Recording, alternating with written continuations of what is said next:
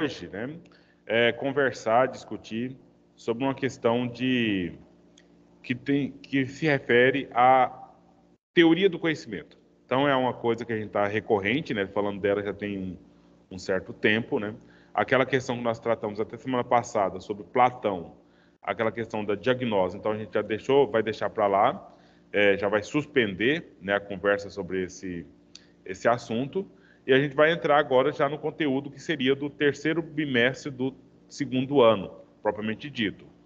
E aí eu já vou logo transmitindo a tela aqui, porque a gente já vai, então, observando esses elementos que fazem parte desse conteúdo. Eu acho que eu não coloquei no grupo de vocês ainda, mas logo eu vou colocar para que vocês possam, então, acompanhar por lá. Então, o tema da aula é aqui, olha, ceticismo, dogmatismo e relativismo. Então, são posições de conhecimento, né, formas de se ver a realidade a partir dessas perspectivas, né? Então, nós temos os dogmáticos, temos os céticos e temos os que conseguem encontrar uma terceira via. Não, a terceira via, não só dogmático, não só cético, mas uma terceira via. E eu tenho quase certeza que a gente vai precisar aqui na definição do ceticismo reparar um preconceito que muitos podem, por acaso, ter tido até agora. Então, é o nosso objetivo aqui. Então, definir o dogmatismo, definir o ceticismo, certo? Então, para começar a conversa aqui, por favor, me diga se alguém sabe o que é uma dessas duas coisas, do ceticismo ou dogmatismo, ou as duas que sejam.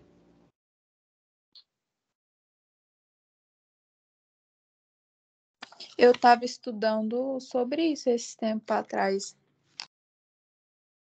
E aí, o que você teve como síntese da sua investigação, do seu estudo? Calma aí, professor, eu estou tentando encontrar aqui. Mas assim, eu não lembro direito, mas eu sei assim, mais ou menos. Certo. Não, mas não tem problema não. Pode, sim, Tá, se o que eu quer sei que participar, né?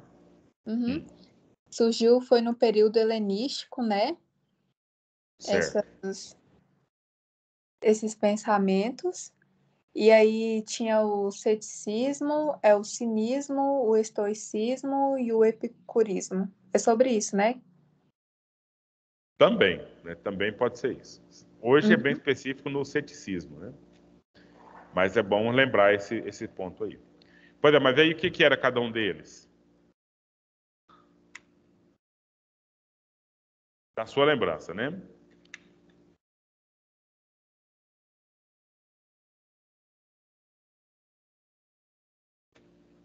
Alguém lembra, gente? Só pode, assim, ela começou a falar, mas é claro que não precisa ser só ela que vai falar, né? Ceticismo. A gente acrescenta algumas coisinhas nesse negócio, nesses itens aqui. Isso tudo foi no período helenístico.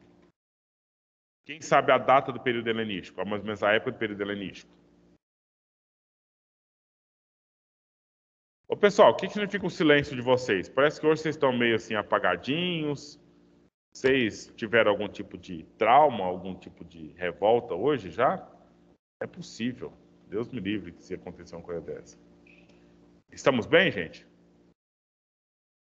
Tá tudo em paz? Sim. Tá bom, então. Então, que bom. Então, vamos lá. Período helenístico foi o período nos primeiros séculos da era cristã. Primeiros séculos da era cristã. Então, foi num período em que a Grécia já não era mais império, né? Mas ainda dominava culturalmente, ok? O Império Romano já tinha assumido, mas o Império Grego ainda tinha ali culturalmente a definição. E nós temos uma coisa aqui chamada, vou deixar o dogmatismo para trás, tá? Vou deixar o dogmatismo lá para baixo, porque ele não faz parte desse... Bom, ele, na verdade, ele está dentro desse contexto todo aqui, mas ele não é uma das filosofias de vida que foram criadas nesse contexto. Então, nós temos filosofias de vida. Eu vou deixar o ceticismo também lá para baixo, porque ele é um que meio que diferencia-se desses outros aqui. Bom, acabou então. Quem aqui comentou? Por favor, quem tinha comentado antes aí, que tinha estudado sobre isso esses dias? Manifeste-se, por favor. Foi a Valéria, professor. A Valéria. Então, pronto. A Valéria acabou nos convidando aqui a fazer uma outra revisão, que é a revisão das primeiras, das últimas aulas do primeiro ano, né? Que é esse período aí de transição da idade antiga para a idade média. E aí tem algumas pessoas que tinham algumas ideias para a filosofia de vida. Para quê? Qual que era a finalidade? Eles queriam chegar num grau... Sim, pode falar? Num grau de... Professor. Sim. Pois não? Eles queriam chegar num grau de estabilidade. Queriam chegar na ataraxia. Quem sabe o que significa ataraxia? Ataraxia está em grego. Em português é... Uai, Kelly, você não aprendeu nada na sua aula de grego? Então, ataraxia... Professor, a ataraxia é o estado de espírito do bem-estar da mente humana. Tranquilidade. Tranquilidade. Você acabou de falar, vamos pôr uma palavra tranquilidade. Mas o objetivo maior é esse estado de bem-estar da mente humana, do espírito, né? É para nos causar aquilo que nós mais queremos. O que nós mais queremos para a nossa vida, gente? Eu acho que todo mundo vai pensar a mesma coisa. De tudo que você faz na sua vida, o que você quer chegar, o que você quer ter? O que você quer? Você trabalha para quê? Você faz tudo para quê? Para ter tranquilidade, paz. Mas tem uma coisa que é acima disso aí. Acima? Que é o objetivo maior que você tem. Que todos nós temos, eu tenho certeza. Todos nós queremos ser... Feliz? Isso, garotinha. Então, felicidade. Sabe, aí tendo a tranquilidade leva a felicidade, uma boa profissão leva a felicidade, um bom relacionamento leva a felicidade, enfim, tudo isso leva a esse grau mais amplo, mais interessante que todos nós queremos, que é a felicidade. Aí nós temos agora algumas pessoas que desenvolveram algumas teorias. O cinismo, por exemplo, o moço é o Diógenes Laércio, e ele disse que para ter a felicidade e para ter a tranquilidade, a felicidade, ele dizia que era melhor você ter uma vida de cão, sabe? Vida de cão. Aí você tem um nome, Quinós do grego significa cão, ok? E como é que o cão vive? É uma vida simples. Vida o mais simples possível. O mais simples possível. Alguém lembra da história dele? O que ele fez para viver essa vida simples? Lembra das suas aulas de filosofia do ensino médio, Bruna? O que o Diógenes ele deu como exemplo de vida para viver essa vida simples? Lembro bem pouco, professor. Ele andava com uma lanterna, sabe, uma lamparina. Ele andava com a lamparina e acendia essa lamparina durante o dia. E os outros, mas quem está procurando? E ficava procurando as coisas assim, do nada lá, né? Quem está procurando, Laércio? Estou procurando a verdade. Estou procurando a verdade. Com a lamparina acesa durante o dia, procurando a verdade. Ele, Kelly, abandonou a família, abandonou os bens, e ele era rico, e foi morar na praça pública, dentro de um barril, né? Tipo Chaves, né? Mas aí ele comia o que o povo dava, se o povo desse alguma coisa ele comia, lá nessa praça tinha uma fonte, lá ele bebia água e ficava por lá mesmo. E aí tem uma situação de que ele era conhecido, ele era um filósofo, ele era um sábio e era rico, né? Para ser filósofo tinha que ser rico naquele momento lá. Ele estava lá e aí o imperador, com toda a sua comitiva, ficou sabendo que ele estava na praça e foi lá visitá-lo. E o George estava lá deitado na praça tomando sol, né? Aí chegou aquela comitiva toda do imperador em cima dele. O imperador falou, George, viu aquela situação dele, falou, meu Deus do céu, o George está pobre, coitado, ele não precisa disso, né? E o imperador falou assim, Diógenes, fala o que você quer que o imperador vai fazer por você. Pode falar o que você quer. Agora você pode imaginar tudo que o Diógenes podia pedir, ou tudo que você pediria se você fosse o Diógenes naquela hora, e tudo que o imperador podia dar. né? Ele podia dar tudo que o George queria ali. Agora me fala vocês, o que vocês acham que o George pediu? Ele pediu o que ele mais queria naquele momento. O que você acha que ele pediu? Comida. Comida. Ele não queria comida naquele momento. Não? Não. Ele respondeu o seguinte, Kellyton: devolva-me o sol, por favor. Ele não estava ali tomando sol? Não chegou as pessoas em cima dele ali, fazendo sombra em cima dele? Então, ele queria o que ele mais queria. Sol, sol. Então, sai daqui, me deixa em paz. Ele só queria isso, né? Então, essa que é a vida simples mais possível, né? Coisa simples, tomar sol, beber água da fonte e comer quando tem comida e pronto. Mais nada. Mais nada, nada. Entendeu? Nossa, Kelta, os jeitosinhos da sua mãe foi para dar aquela vasilha que eu gosto, né? Aí, muito legal. O jeitosinho rosa. Enfim, não precisa dessa coisa de tapoer, não precisa ficar correndo atrás de nada. O cínico, ele viveria uma vida tranquila. Quer uma vasilhinha? Vai lá e pega uma cabaça lá e faz lá, põe para secar e qualquer coisa assim. Entendeu? Agora o epicurismo.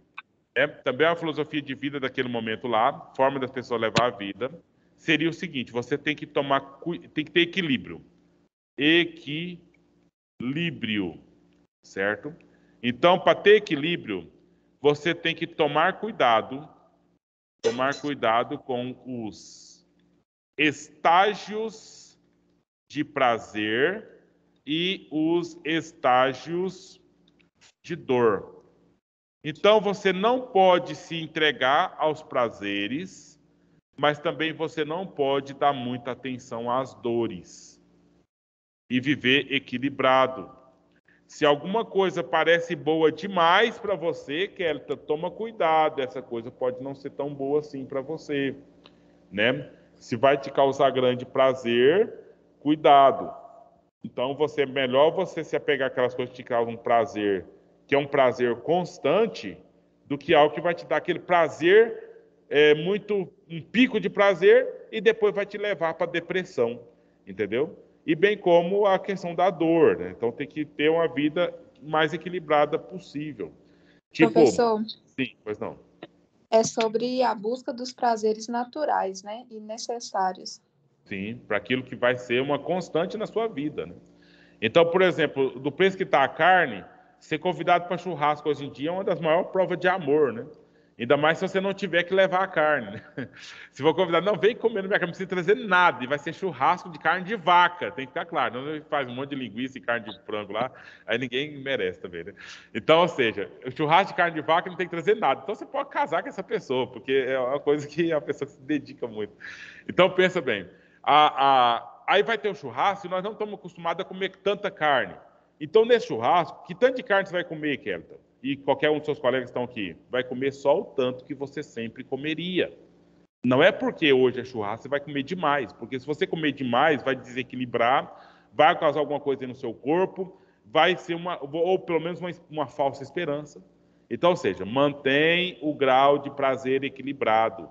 Eu tenho tudo que eu posso fazer, mas faz só aquilo que você sempre faria. Professor, mas nessa situação a gente pode exagerar só um pouquinho.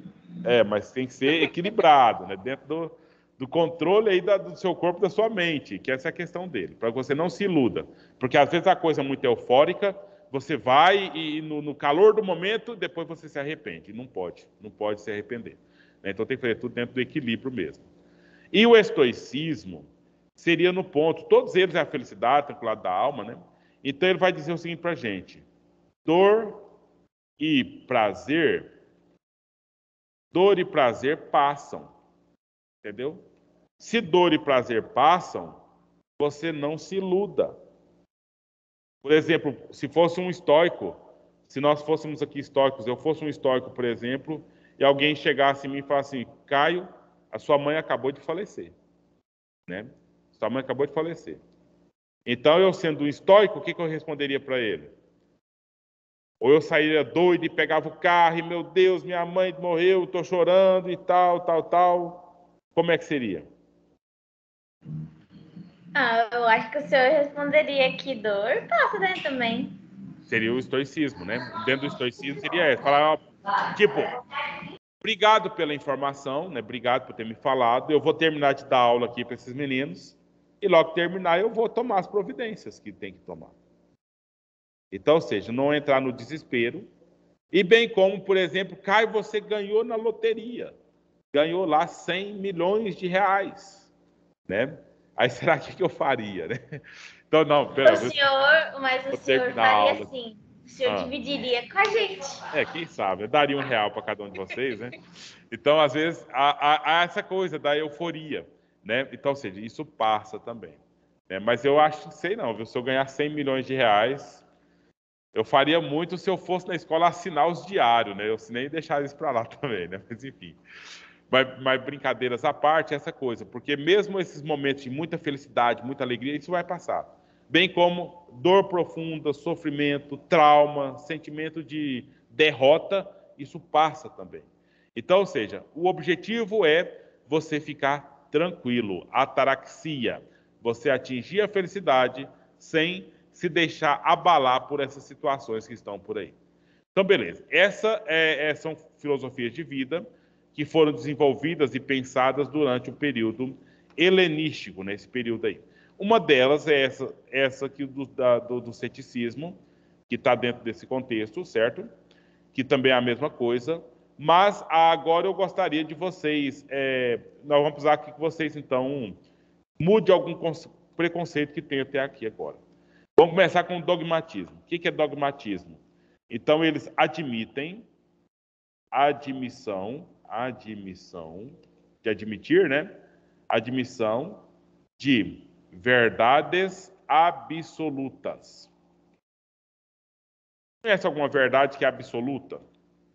A verdade absoluta, ela é inquestionável.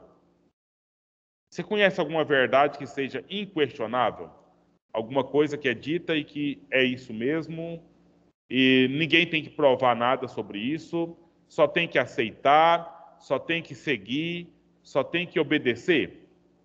Então, olha, o que tem aqui?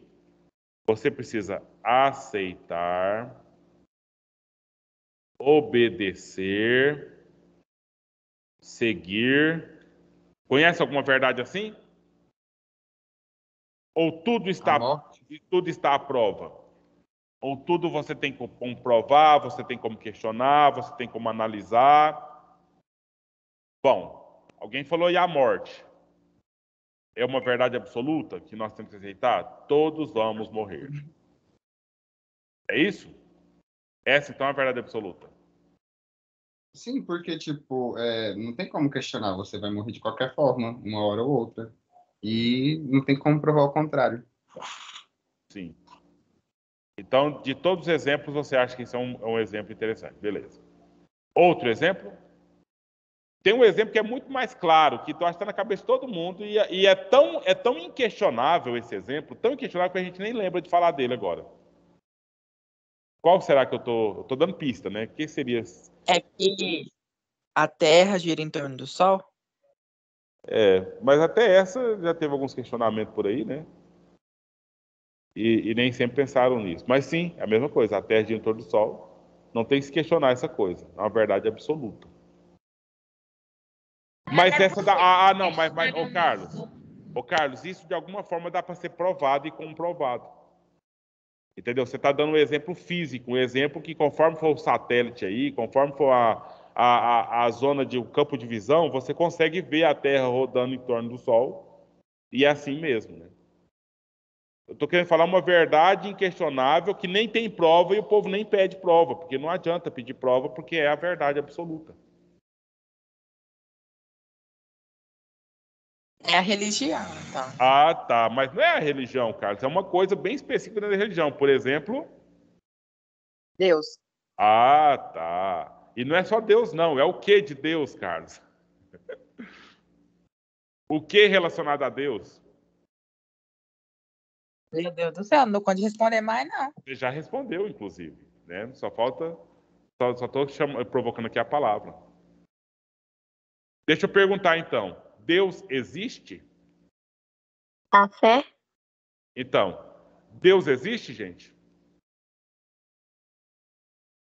Existe? Sim. Existe? Ah, tá. Sério? Como que você sabe?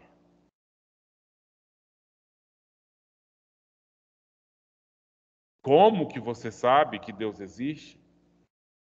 Ou, eu pergunto diferente, por que que você sabe que Deus existe? Por que que você afirma que Deus existe?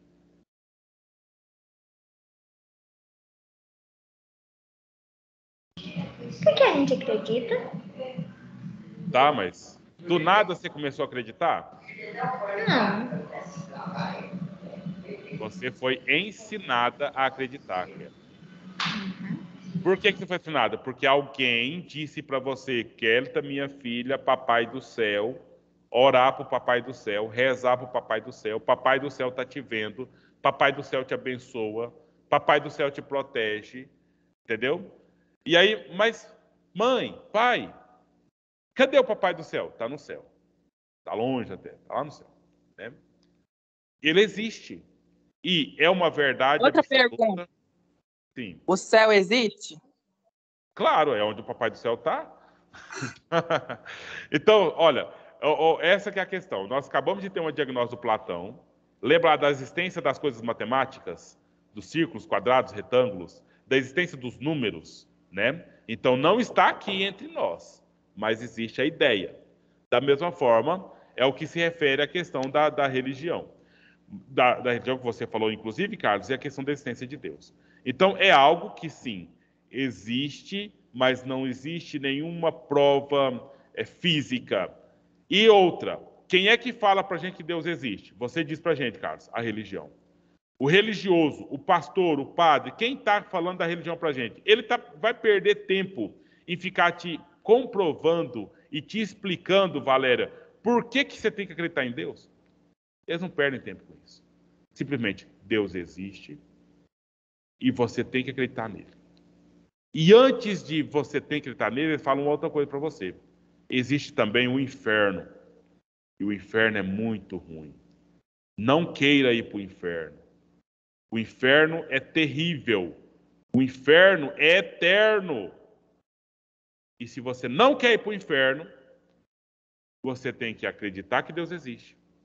Saber que a palavra de Deus é a Bíblia dele, a palavra dele é a Bíblia. E que a casa dele é a igreja.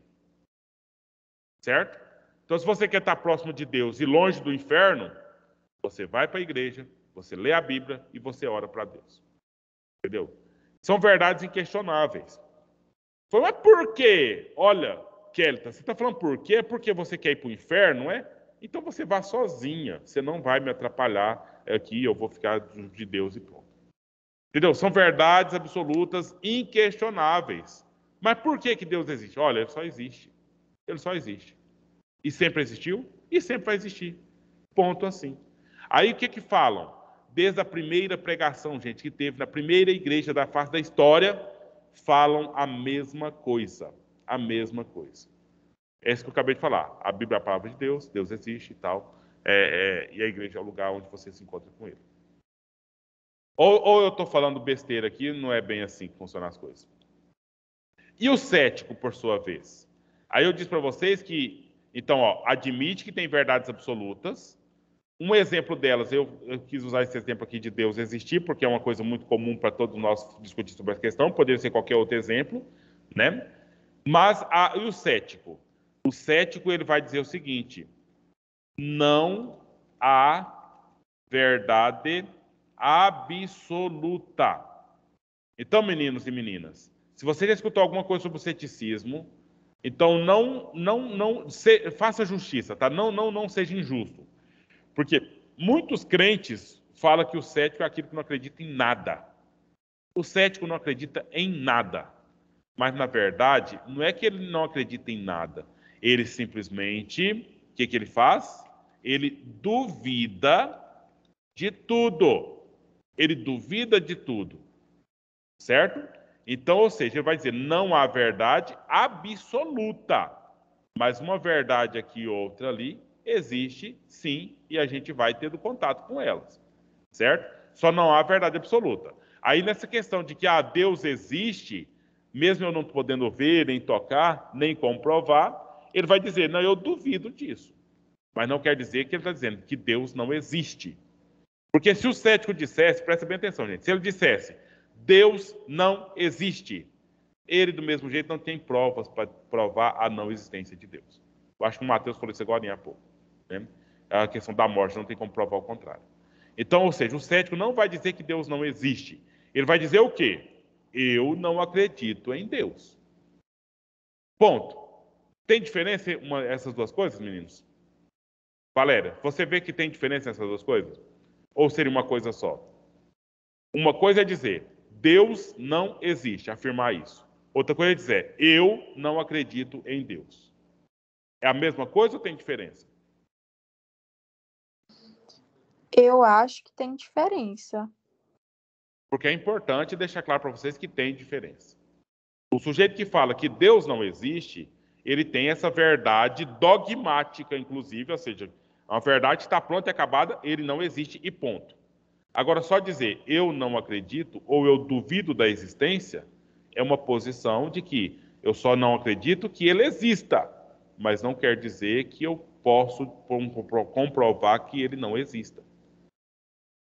Dá para entender, meninos, todos vocês? Essa é a diferença?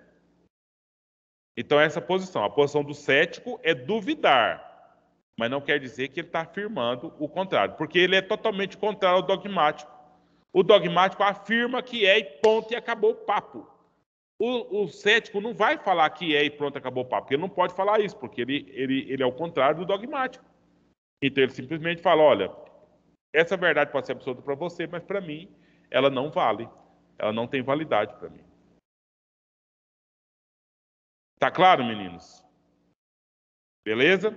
Deu para entender a diferença aqui do cético para o dogmático, isso que eu queria começar a conversa com vocês aqui nessa questão, certo? E aí, depois, na próxima aula, a gente vai, então, prosseguir um pouco mais, tentando definir um pouco mais isso aqui. E outra, você é muito... O que você acha que você é, Kélita?